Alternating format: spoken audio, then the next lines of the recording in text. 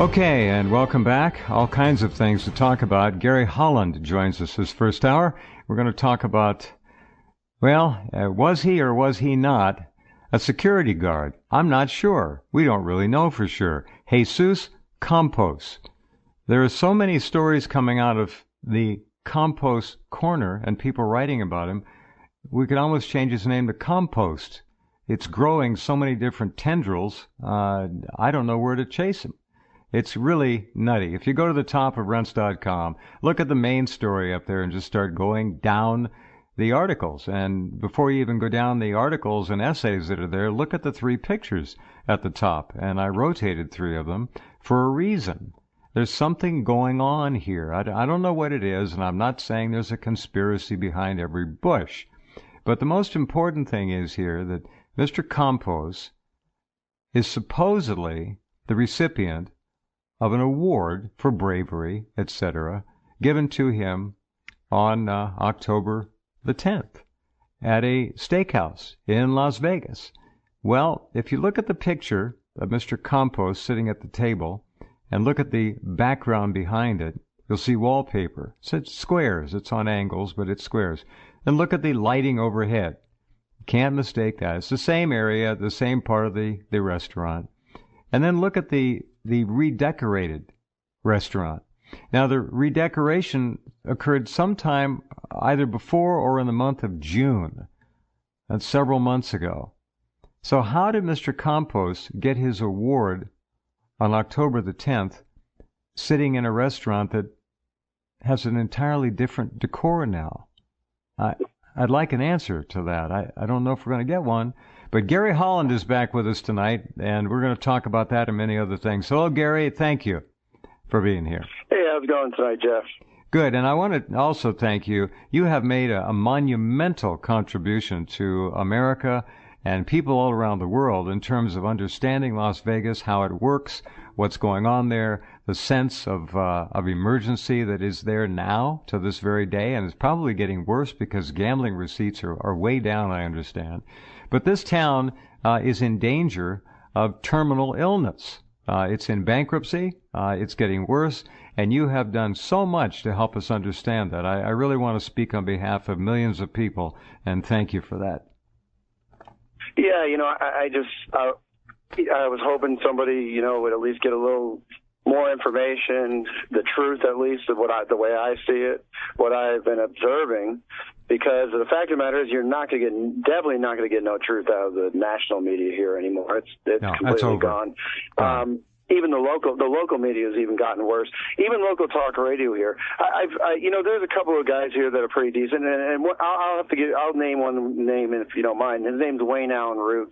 He's the only one, and he's kind of a national talk show now again, but he used to be just a local guy here. Now he's the only one asking kind of serious questions. Of course, he's really going hardcore on the ISIS angle, and might be part ISIS, might not.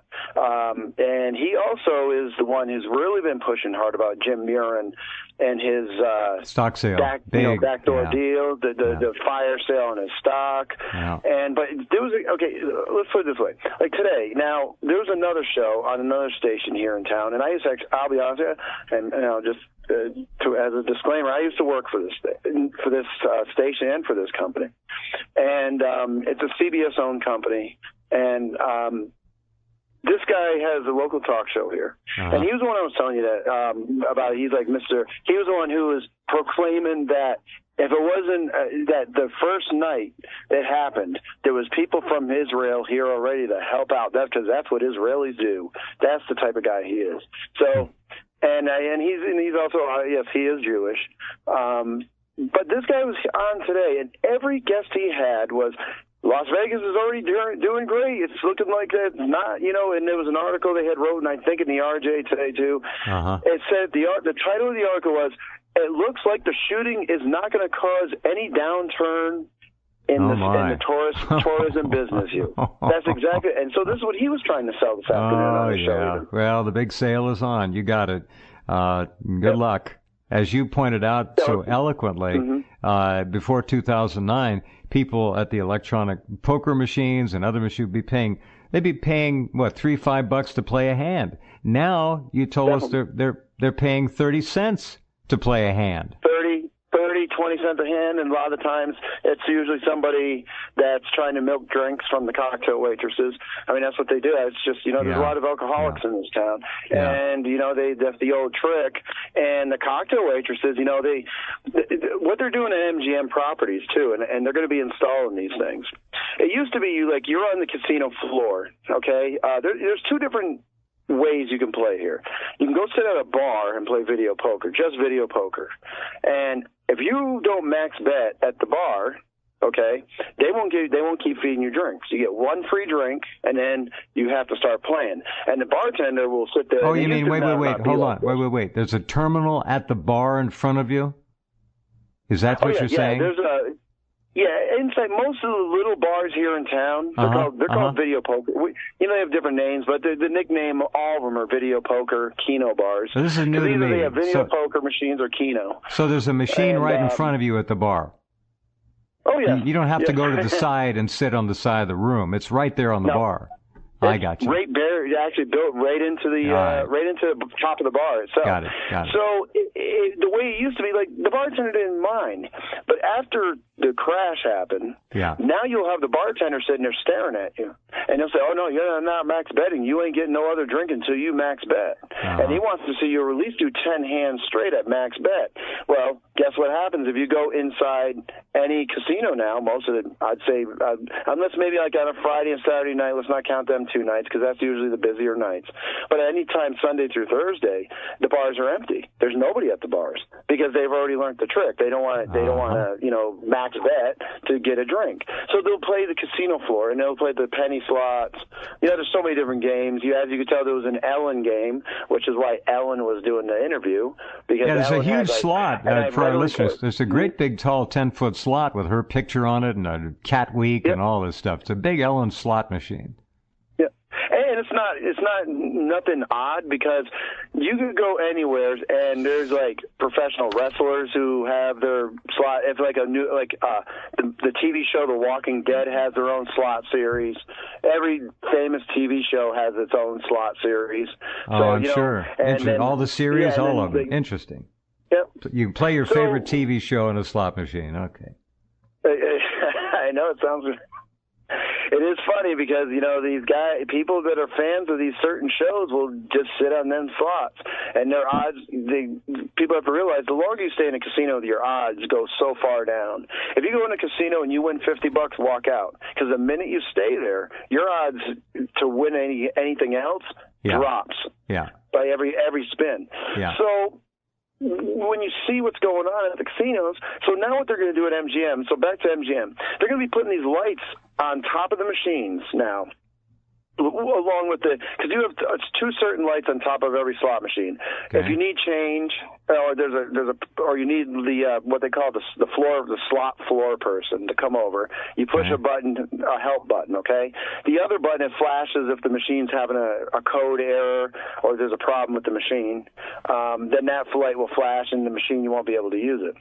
But they're going to put a third light on there now, and if you're not max betting, the red light won't turn on. That tells the cocktail waitress not to serve you any more drinks. So when you walk in now, it's going to be 1 drink. And then that's it. I see. See, and the reason why they're doing this is because of gaming revenue is so. That tells you right there. Because other things, what they're doing. This is the whole strip, and this has been going on, I'd say, this has been going on at least a year after the crash happened. You used to have people that would go, and see, the nice thing that with me is that I'm a man on the street. See, I don't, I'm a blue collar type guy. I don't have I'm not a rich person. I'm not a multimillionaire. I'm not even, 100,000. Hey, listen, you got your feet on the ground. You sense that town like nobody in the upper levels could. You understand the full spectrum of it. I got it. Yeah, and so I know regular people. I used to know some people that used to go with their, they have the big blue recycle and trash bins here with Republic Trash. Well, people I knew used to go down to the strip with the recycling bin, and then they'd go collect returnables. Okay, aluminum cans. Sure. as of 7 years ago, they started calling the police on these people. And they arrested this guy that I know. They arrested him for trespassing and stealing private property. And he goes, well, what am I stealing? He goes, any aluminum can you take, and this was a Caesar property. So any can you take, and he was trespassed from every Caesar property on the Strip. Wow. He said, any can you take from any of our trash cans is our property. We're recycling them now. We have a recycling program. Wow. And so that's when you knew the desperation has been starting. See, and then now they're charging, if you want to, you see, Jeff, you lived in this town. Have you ever heard of any casino in this town charge for parking? It's $8 a day now. Now, my brother came out here to stay.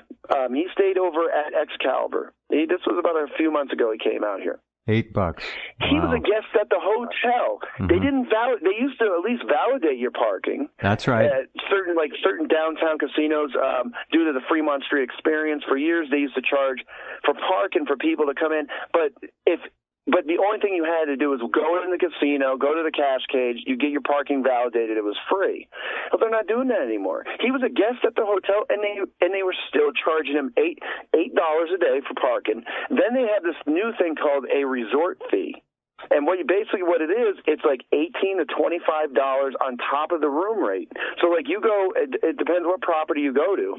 You will end up paying anywhere between $18 to $25 a night to what they call a resort fee. It's a surcharge. It's a tax. Means. It's a tax. It's a surcharge. And so what does it cover? See, I did the math one time, and I said, you know what they're doing? They're making you pay for the room. And then if you factor in what that resort fee is, that covers the maid's hourly wage to clean your room, and you could break it even down as much as the amount it would cost your room to wash your linen, the water cost, the electric. Wow. They do this, and they have accountants that are very smart, and they do this stuff, and they factor in every expense it is to have you stay there per night. And that's what they're doing with these resort fees. They're basically charging you to have your room clean. You're paying the maid's wage to have your room clean. You're paying the water bill to wash your linen. You're paying the chemicals, the everything. Anything that goes on in that room, you're paying for now under what they call the resort fee. And it's so now you can go and say if your room's 30, whatever it is a night, 50, 60, 100 a night. If you stay a week, so you got $700 for the room for the week. Then you got resort fee every day. That's an additional $140. Then you have the $8 parking fee, which is 40. You're talking. 5 8s or 40. They figure whatever. And then Clark County has literally been on. If you come as a tourist in this town, be ready for Clark County to pick your pocket. There's a tax for this. Clark County has like 6 different taxes now they charge tourists when they come here. You try to rent a car here at the airport, and you look at it, you see, your rental car, say, price is $20 a day. By the time you're walking out the door, it's actually about $75 a day, because it's the 20 a day is for the rental, but then the rest is on taxes, concession fee, they call it, airport fee, this fee, that fee, and it's like 12.5%, 13%, 14%, 15%. Wow. They're gouging people. Wow. And now there's going to be a new tax because what they did, the state pitched in $700 million for the Raiders Stadium, right? Yep. But part of it also, the land and different other things, the way now I'm reading more into this deal, which is more amazing. Clark County put in a bunch of basically saying, I guess they would be considered a loan guarantor for another part of that stadium. And how are they going to guarantee that? Well, they're doing it through room tax and through other taxes, whatever you do on the Strip, an amusement tax, this tax, that tax. So they're literally like taxing the death the tourists. And that's also having a big effect. Yeah. Now, on top of that, the impact of October 1st has yet to be adequately and properly evaluated. It's huge. America has been shaken to its core in terms of anybody who goes to Vegas and has trust in the town and the industry and the fact that they're supposedly able to go there and have fun. That's been rocked to its roots. I don't know how they're going to heal from that. That's why everything shut down. That's why all the employees on October the 3rd were not admitting anything had happened anywhere. I played this clip from the woman who was inside Planet Hollywood, and right outside the door, she figures 100 feet away from her, were shots. automatic weapons going off twice. And everybody in Planet Hollywood panicked and ran and cleared out. She told a harrowing story. I've got it up there. You can find it under eyewitness accounts. And she went back the next day to try to collect her $160-some that she left in the slot machine when the shooting went off. She freaked and ran and left her winnings in the machine. She had, I guess, a chit, some kind of a piece of paper that showed where she was in terms of her profits on the gambling. She went back the next day to collect it. Here's what she said. Now, the most important thing about what you're going to hear is that the entire city, from all resort workers, from anybody in the entertainment industry, hotels, casinos, medical, hospital, any of those people, they're not going to be talking. Not to mention the fact that in the hospital business, you got the HIPAA in place, and that makes it illegal for them to say anything about anybody. They can't even say that they have a patient in there. And all these gunshot victims had to go to severe trauma care. That's where they were, 95% of them were taken there. And that's why some of the other hospitals are saying, well, nothing happened. We didn't get any. They've been told to. This town is now in survival mode. Understand? Understand that. Now listen to what this lady says. It's very interesting. But, no. Now, I went the next day as well to cash in a ticket that I had. Oh, another one, by the way. I left $128 in that slot machine that I ran from. I did not run away from my imagination. Nor did I just run away from $128 for some, I think maybe it could have been firecrackers or possibly some shot somewhere stuff. No. I left money. I left food.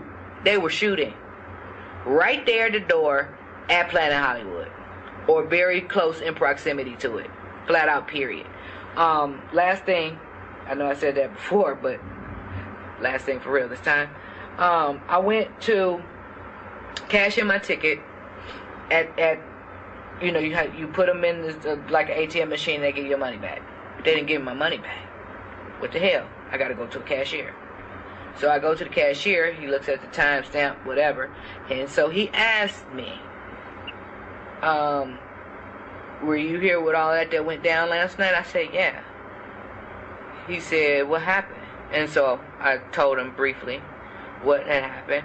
He looks at the cashier next to him and he said, I told you so. So she looks back at him and says, well, why are they telling you guys not to say so? He was like, I don't know. I didn't say so. She did, pointing at me. So from that, I gathered that the employees that were even there at the time were threatened to keep their damn mouths shut. Period. So then he says to me that he had a cousin who was security at the Harvest concert and who was injured.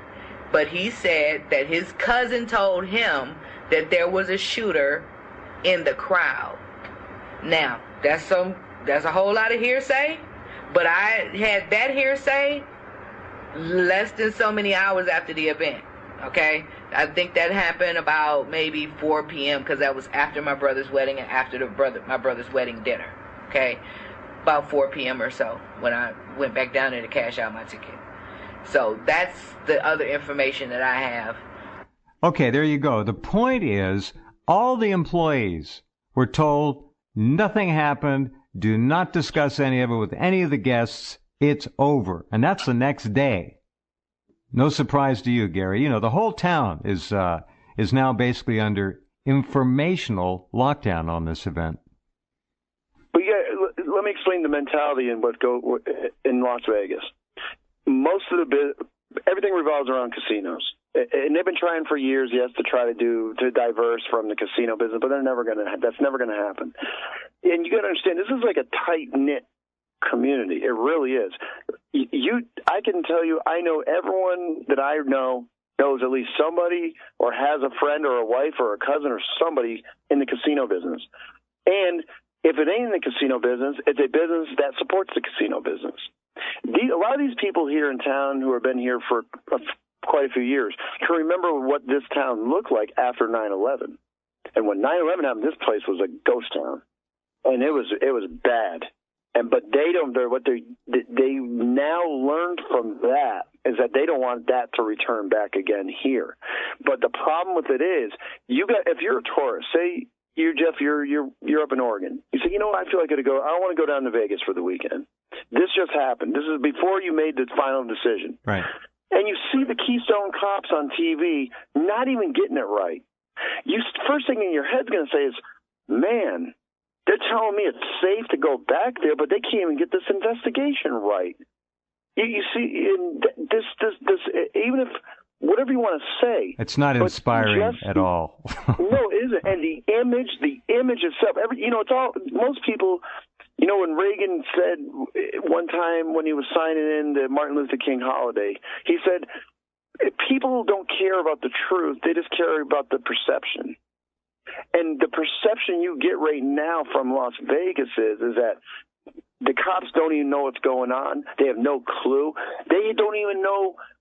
If I was not living in this town, I would say to myself, man, they don't even know if the shooters are still sitting bunkered down in town right now even. They have no clue.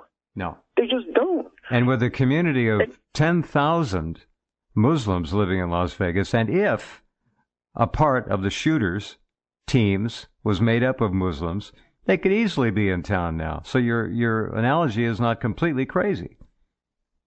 No, they could be still. You got. Look, right down the street from my house, not even less than 2 blocks. There's a new mosque that was just built. Oh, congratulations! And it was a brand new mosque. Yeah. Here's the weird thing about that mosque: I never see anybody there, and it's been there for over a year and a half. It sits there. There's a car that comes in once in a while, a couple of cars. Uh-huh. There's churches in the area. Obviously that there's a ton of weird. Mormon churches. That's weird. Their parking lots are kind of full all the time. Yeah. The Mormon churches are full all the time. The Christian churches are full all the time. But that mosque never has anybody. I don't see anyone even walking into there. How it's weird. just sits empty. No, that's weird. It's called the Islamic Learning Center and. Uh-huh. Temple or whatever, they do their, they stick their butt up in the air and they're going hum all day long and whatever they're doing, but there's never anyone there. And I'm saying to myself, what is going on here? Why is a mosque sitting there? What's it called again? Islamic Learning Center? Something like that, the Islamic Resource Learning Center. And there's another, by the way, this will kind of freak you out. How about ISIS Command and Control Center? Sure. Well, here's another thing. Now, the new Terminal 3, they built a new Terminal 3 at McCarran. Uh-huh. This is on Russell Road, near Russell and Maryland Parkway. Right. Maryland Parkway dead ends in Russell. If you drive down Russell, and I'm thinking, don't get me wrong, I'm thinking anywhere between Eastern down to the actual heading into the terminal area of McCarran. If you look on the right-hand side, there's another Islamic center right there facing the airport. I don't know. That one's another Islamic education center or something. I'm sure. And you always see a couple of the imams out there, with, of course, with the same old dirty, ragtag clothes, they wear the old sheet and the old pajamas. This is remarkable. And you got 10,000 people living in that town. They're supposed to pray the devout 5 times a day. Nobody's going to the mosque that you're seeing. This is weird. Yeah. These mosques were built for other reasons, obviously. Down the road, something else going on. Obviously, because the other thing is you see a lot of the cab drivers, a lot of them are Muslim, and they have the prayer rug. Next thing you know, they're washing their feet inside the Starbucks. And I'll tell you where the Starbucks is, and I used to go to this one a lot. This is over on Paradise and Flamingo. And what's over that way? Well, you have a lot of fancy hotels. You got the Tuscany. I don't know. There's a new name. It's $7 casino across the street from it. So anyway, there's it's usually where cab drivers meet. It used to be a 24-hour Starbucks. I don't know if it's 24 hours anymore. I haven't gone over there in a few years. But these guys are sitting there on the side of the building, and they have the rug out. Next thing you know, they're praying in front of everybody. Mm-hmm. And see, I'm the type of guy, when in Rome, do as the Romans do. I understand you want to go pray, but at least do it in private, wherever you want to go with the rug and the whole thing. No. But they're doing it right in front of everybody, and they do it. That is done on purpose for an intimidation. Oh yeah, you got it totally. And that's them telling you we're taking over. We're taking over. Because that's what, look, I was in Dubai. I was in Abu Dhabi. We're going to talk about that next hour with Gary as well, so don't miss that. In the Middle East. But I'll tell you what they do. So, like, in the middle of the day, they close everything down, and they do their prayers. They call the prayers, like so many, 5-6 times a day. Right. And some of the guys would complain about it. I respected it. It's their country. It's their country. I fully respected their way they wanted to handle their business. That's their business, and it's their country. They're more than welcome to do what they want in their country. And I fully respected their rules over there. But when they're here, it's the other way around. We have to respect their rules that they're bringing in. It's beyond crazy. And I last night you had Leonard Caldwell on. Yeah. And I feel so sorry for what's going on. The German people just, they unfortunately, I would say this, and if I sound a little bit weird, then I'll try to make it sound a little bit more understandable. We're one generation behind the Germans. What I mean by that, the generation of German right now that is a feminized man who won't stand up for nothing, who just lays down and takes it, and the women have no protection anymore over there. We're one generation behind that. See, so the next generation coming up here is going to be what I think you're 100% right. The millennials, that Gen X, whatever. You got it. You got it. Yep. That's exactly where we're going. X. I'd say millennials, because most of I'd say maybe the younger Gen X, but I know the older Gen X around my age, Scott Bennett's age, we fully see what's going on. Because we grew up, and when I was in high school, there was no internet, there was no phones, there was no selfies, there was none of that stuff. No. It was... It's so self-indulgent now. It's so really disgusting. I've never seen anything like it, and it's only going to breed exactly the results you're projecting. Exactly. It is. Because I talked to two guys at the VA, and they were stationed in Frankfurt, and they were stationed in Frankfurt in the last 10 years. They said that they had base advisories in Frankfurt on the Army base over there and in the Air Force base over there. They have advisories already telling anyone who lives with their families in base housing, do not go outside at night off base. It's too dangerous. It's basically the same advisory they give to people who are and he told me this. He goes, I was stationed in Riyadh. He said in Saudi Arabia, and he was also stationed in Kuwait City. He goes, it was the same advisory they give in Muslim countries. They are giving now on the bases in Germany. Now, publicly, the DOD is not going to tell you they're doing that. But believe me, the man on the ground, your enlisted guy, not the commanding general of the base who's well protected and has the big, the posh room and all that. I'm talking to an enlisted guy like I was. These guys are the day-to-day workers on the base. They're the day-to-day active duty enlisted guy. They're being told straight up by their own commands, do not have your family go out at night, because there's no protection for you at all. Well, you heard Leonard say that about the poor Germans, and they're not living on military bases. It's exactly as bad as Leonard is saying, and worse. He said that Merkel, the communist, lesbian, German hater, has covered up over 600... Don't forget, she was a Stasi, by the way, That's too. right. She was No, German that's Stasi. right. All true. She's covered up over 650,000 crimes in the last year alone, most of them, sex crimes. And I still say that a woman raped, a gang rape victim in Germany is essentially soul dead. Many of them will never recover, ever. Their lives are destroyed. They are casualties. They are permanently disabled. They'll never get over the PTSD. They'll never get over the horror. And I just don't understand it, how these alleged men can let that happen to their women. I don't get it. Well, think about the psychological effect, Jeff. Not only were you gang raped, but then your attackers, they all look the same anyway. I'm sorry, you can say what you want. They all look the same. There's no way I can't tell the difference between one or another. Yeah, you're right. Look at the pictures. So you think about the psychological impact. Not only were you raped, but then you have to see your attacker every day, walking free, then trying to do it again to you. That's right. And there's no justice for you whatsoever. And it ain't Germany by going on just in Germany.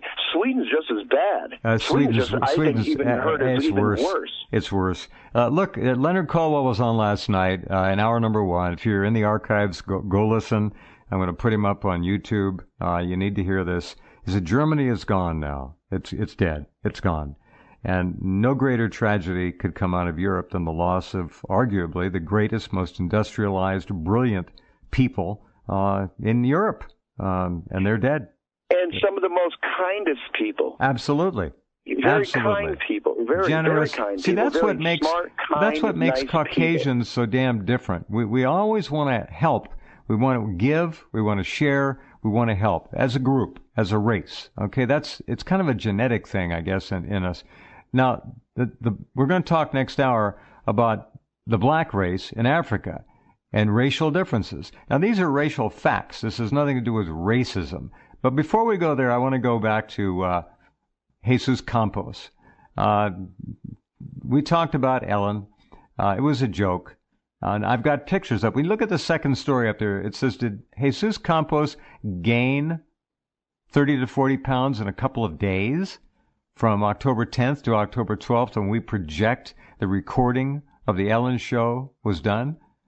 I don't think so. And then look at the pictures. Have you seen the pictures, Gary, of the restaurant where he allegedly got his award?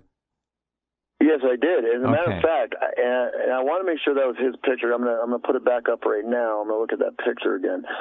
You know that where you showed that picture where it shows his award and it shows him. To me, it looks.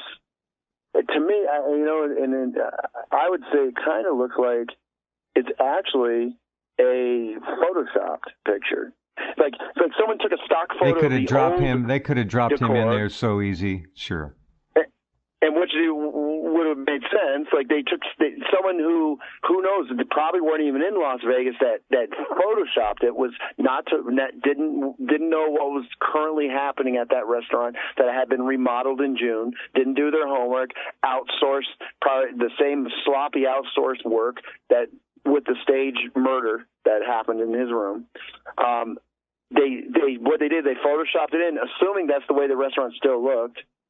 And again, they didn't another check. Mistake from sloppy they screwed up. Work. They got an old picture from the restaurant banquet room or whatever part of that restaurant they used for get-togethers like that, and the whole decor had been overhauled and redone at least as of last June. Okay, they screwed up. The only logical explanation is they gave him an award 2 or 3 years ago at the same place, or they put him in there and they photoshopped him in there. But when you look at the two pictures, look at the second story. Did Jesus Campos gain 30 to 40 pounds in a couple of days? In that picture. Yeah. Jesus Campos, it was that restaurant picture, because because you have it on that flashing GIF. Yeah. I'm looking at it now. Is he the one with the glasses? Correct. On right. The side, That's right. Staring there now he has the glass look like in his hand. Now look how his arm, I would say if he's sitting facing the camera, that'd be the left arm. Now, if you look how his arm goes to the behind, now it's looking like there's someone's hand on the shoulder of the guy next to him. Left side. Exactly. Yep. But look how his arm is set up, though. It doesn't even look like the same, because if you look the way his arm, the angle's wrong. The angle's wrong, and if the arm, unless he has octopus arms. Yeah. No, the angle's wrong. The angle that arm is, so which I'm assuming that what they did is you could do this with CGI. I mean, they put the head on somebody else's body, or they actually put him in there, same color tie. Yeah, you look at the picture, and it's the first picture in the rotation of 3. You take a look, and there's a longer video about all this. You can click on down below and look, give credit. It's called The Outer Light. They did a really good job, and I grabbed these pictures from their video. But take a look at the first picture.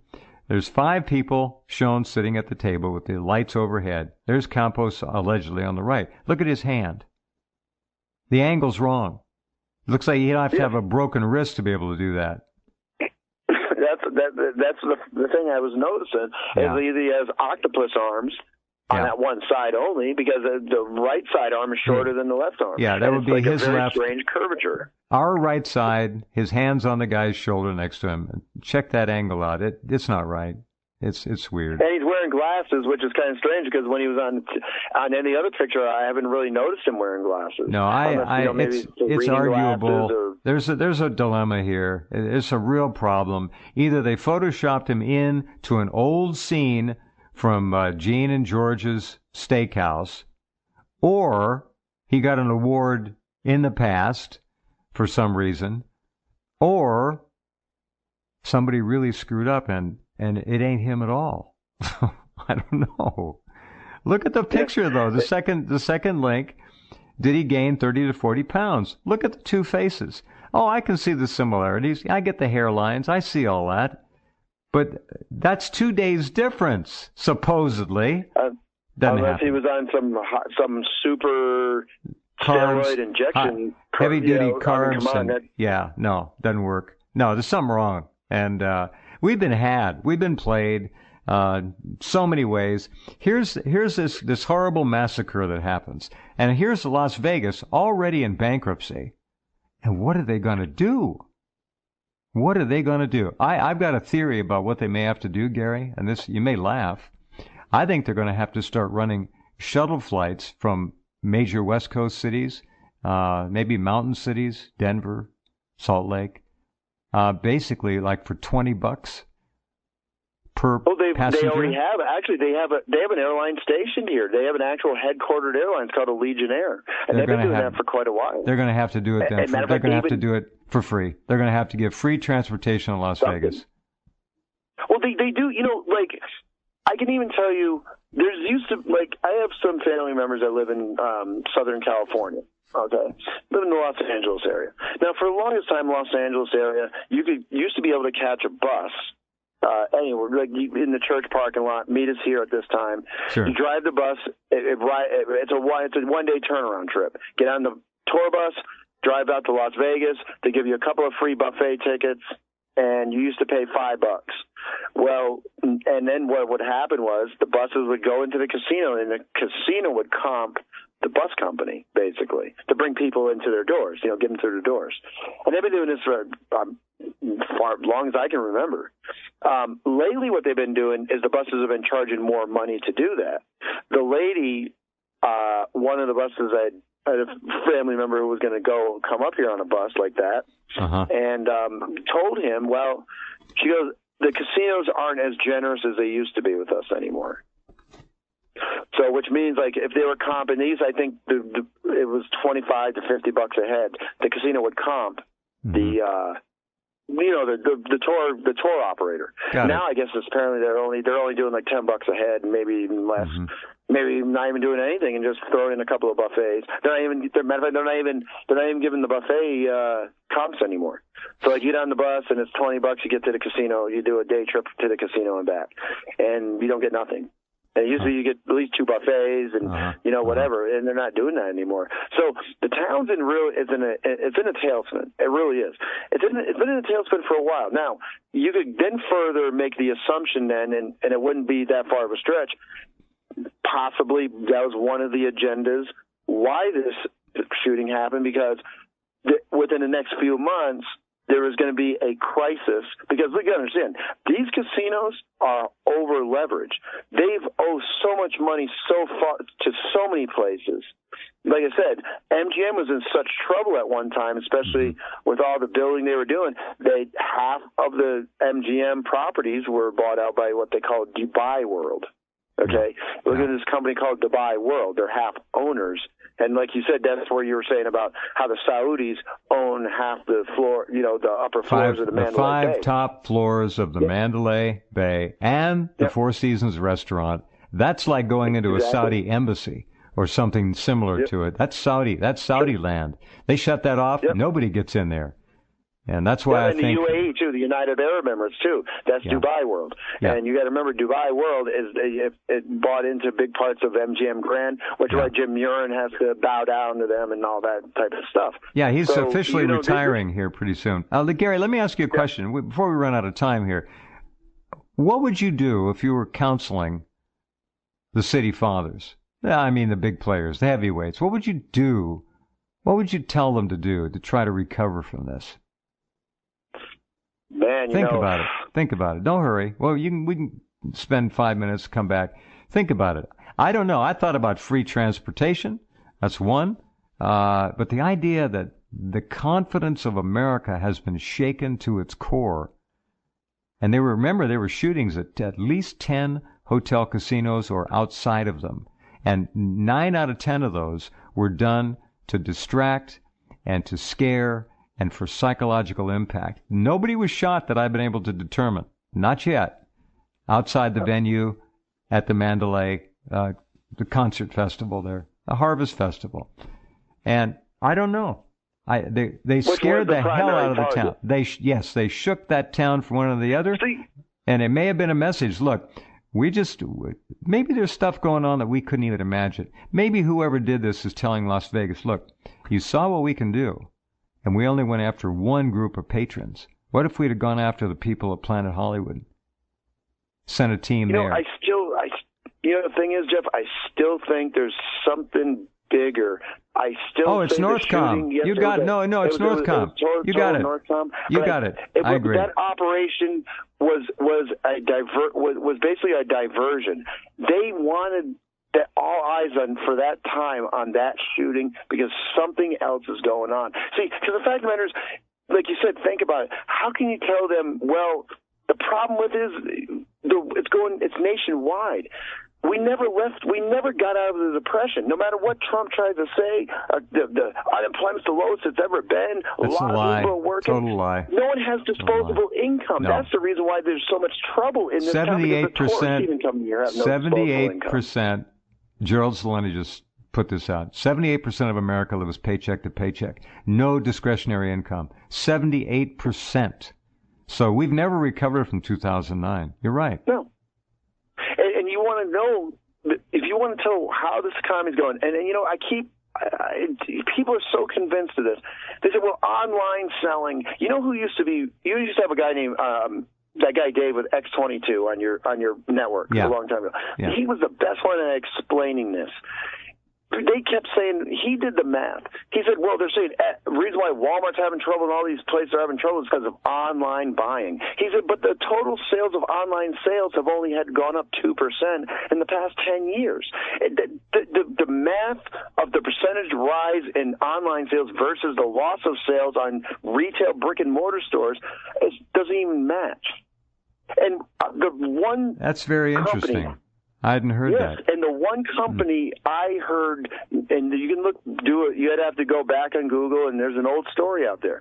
Walmart issued a statement, I don't know, about maybe a year or two ago, saying, our customers towards the end of the month have no money to buy anything. Our stores are dead at the end of the month. The reason why they're dead at the end of the month, because all the government paid people that get the government checks, their money's already spent, and people who have jobs don't have any money left at the end of the month to even come shop for groceries anymore. And Walmart put a prospectus out and made a statement saying, well, that's what's going on with their stores. Sad. And Walmart closed a bunch of stores. Target closed a ton of stores. Kmart, look, Sears and Kmart's gone. If anyone thinks they're going to survive another year, I have a Kmart that I'm surprised. Down the street from where I live, there's a Kmart. And you're lucky to see there's more people that go into 7-Eleven that's in that Kmart at any time. I can't see how they're staying open. Well, you're right about so Sears, many Kmart stores here in town. Right. I went into a Sears store. It was like going back into something in the 1970s or 80s. It just was dead. Nothing there. It smelled old. There was no life, nothing. So, they're on the way out. No. Gone. Kmart is the same way. I keep telling you, it's so funny because I told the lady the other day, I go to Kmart. I like to go there because it's a slow store. I said, it's like going in a time machine when you come in here. It's like in the 1980s. Same thing. Yeah, exactly. And it reminds me, Sears and Kmart reminds me, if you remember the old Montgomery Ward stores. Yes. When I was living, and at the time I was living in Southern California when they were about to go, when they went under. Yeah. And you couldn't go into a Ward store a year before they went totally bankrupt and folded. It was just like Sears and Kmart was. Dead. You don't have nobody in there. There's nobody. It was a relic. It's sad. Yeah. All right, let me spend our last 4 minutes, and let's bring everybody up to date where we are on the Keystone Cops and what they're trying to do there. Actually, they've canceled all further news conferences because they can't keep their stories straight. We don't know how many people actually died in the massacre. I think I agree with Gary. We both think it was 150, maybe 200 people. They put a freeze on it so quickly after the event. Yeah. It was like one day and a half later, 58, hadn't changed since then. Now, with hundreds of wounded, many critical, there are going to be some more fatalities, but nothing's been announced. So a lot of people say... from a staph infection or anything at the hospital. It's people weird. Infection. Yeah. And I forgot to mention the whole time we've been having these conversations, people's been asking me, I've told a few people, I said, it's about 200, well, the morgue would be overfilled. Wrong. I told you, Jeff, my theory off on the phone conversation we had. Yeah. If you go anywhere in this town, any of the warehouse districts in this town, there's at least 2 or 3 big cold storage warehouses. They're actually big refrigerated freezers, everything. Refrigerated warehouses, sure. Yeah. And they do that because they used to have a lot, they supply the casinos and stuff. And if you wanted to excess bodies, you would easily just put them in the cold storage warehouses. Family members come into town, say, you say anything, we're going to do a private burial you're going to do. You're not going to mention anything. This is national security. If you do, you'll be arrested and face charges. That's it. Yep. That's exactly right. And I believe there had been way more than 500 injuries. We're talking, my estimate, I would say over 1,000 injuries. Easy. You have 22,000 people, and these guys are on the ground just laying just clip after clip. You have M60 fire going on, shooting into the crowd. Yeah. You imagine the amount of rounds. Some of those rounds, the shooters in the crowd, they could have been suppressed weapons. They might have been... So and you wouldn't notice because, and then they probably even had pyro going off. I mean, look, all around it's a total chaos way an ambush is supposed to work. But with 22,000 people, and it's basically a turkey shoot. 58 dead, and first they said 500 something. Then they went back down to 400. Now it's back up to 500. They can't get their mind straight. Let me lay something else on the table here real quick. Jay Widener sent me a YouTube, and he said, listen, and the idea is that there's a sound of a stealth helicopter in it. And I'll be damned if it didn't sound like whoop, whoop, whoop, whoop, whoop, just like a stealth helicopter would. And it might be that Northcom or FEMA, whoever, could have had a chopper hanging above, digitally recording, video recording everything that's going on for obvious reasons. And that may have been the sound that's on that tape. Or a drone, because if you have to understand, the largest drone base in the out west is Creech Air Force Base, 50 miles in Indian Springs, just north of here. Yeah. And it would have made if you would have drones and like I was telling you, live real-time video. That's what I can guarantee you they were accessing real-time video. All infrared night vision. Sure. They were watching everything. So what we're not going to see is whoever he is, Jose Campos, talk to anybody else. He'll probably just disappear and vanish. And I hope he has his life insurance paid up. That guy, they're not going to let him run loose. No way. The way he handled himself on the Ellen program, as we talked about, we don't know how many takes they had before they edited that together. There are no cutaways of the crowd to prove, and even that doesn't prove anything. So we don't know what we saw. We saw a very bumbling, inept, incompetent, stupid, embarrassing, dumb effort to, quote, investigate somebody who wasn't able to string 2 collective sentences together properly. Couldn't do it. Doesn't it seem to you, Jeff, that they had a script at the beginning before they fell off the script? In pre-operational stage. They fell off. And so as the operation had and everything started falling apart and the narrative started changing, they keep rewriting the script now. That's right. And that's why you have pictures of him being fat and then being skinny. You have Photoshop pictures of him here and there. They had to come up with these 2 guys. The story keeps changing. Now they're not having press conferences anymore. Right. It's like they had to keep rewriting the script. Let me tell you all. They had to keep making script changes. I want to tell everyone one other thing. Kimberly Sukumel, I think that's how her last name is pronounced, the woman who lived in Apple Valley, who along with Rick and 2 other women made it out safely, went home. She wrote her account up, put it up on Facebook, wrote another, I guess, a small addendum, and then died the first time her husband left her alone in the house. 27-year-old, 28-year-old mother. I don't believe she died of natural causes. I think there's a very good chance that they removed her because her avowed intention was she was furious. She wanted to uncover the cover-up, and she was going to organize as many of the survivors as possible They didn't like that, and it's very simple for them to drive a van up or run a drone overhead and hit that house, hit her. They can look right through the walls and make her heart stop. It's very simple to do. Trust me, the technology has been around for decades. It's easy. They knocked me out at the wheel 2 years ago, and I shouldn't be here now. They can do that. They can kill people very simply, and I think there's a very good chance, I can't prove it, that they removed her.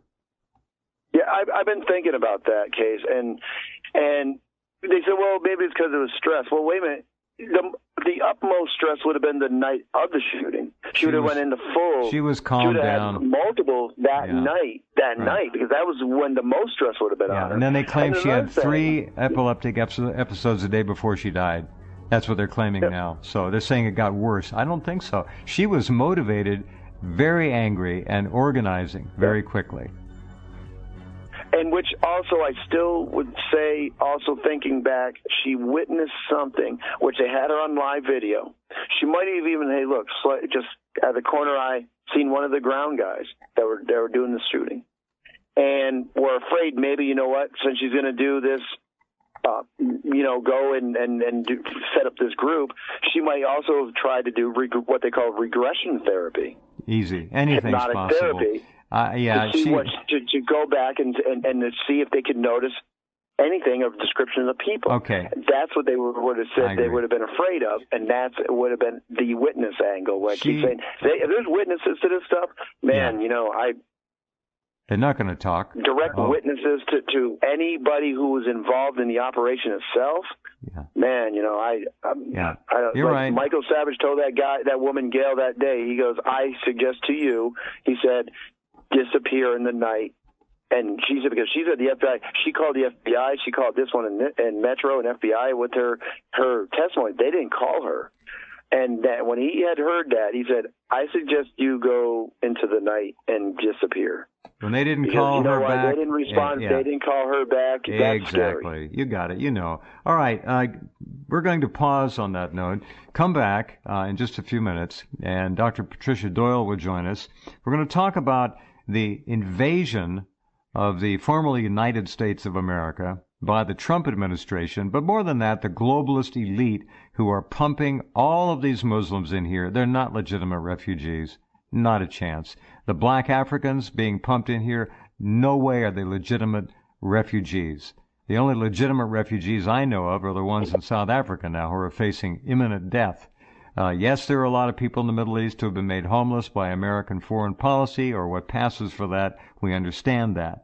But these people brought into this country and in Europe, no, that's an invading army. We'll come right back, and I want all of you to pay attention to what Gary is going to tell us about the character and the caliber, if that's the right word, of the people in Somalia that they are bringing over here. All you got to do is remember about that Somali cop in Minneapolis who executed that white woman. You remember? Don't forget. Okay, be right back.